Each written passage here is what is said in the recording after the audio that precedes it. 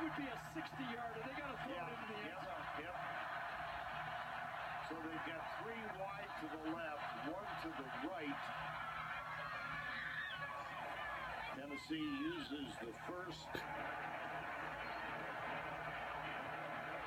Remember back in the day they used to put A.J. Green back there and knock it down?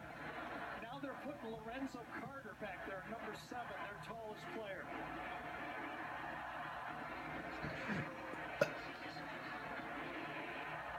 Let's go back 15 years and Larry Munson's great call.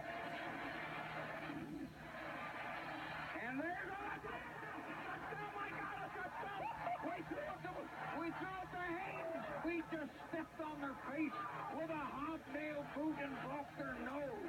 We just crushed their face. That was David Green to Ron Haynes on 4th down.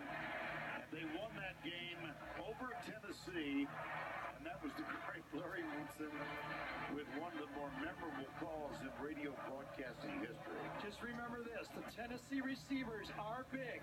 6'3", Josh Malone, Juwan Jennings, Jason Groom. They're all tall receivers. And again, number 7, Lorenzo Carter goes back there to help.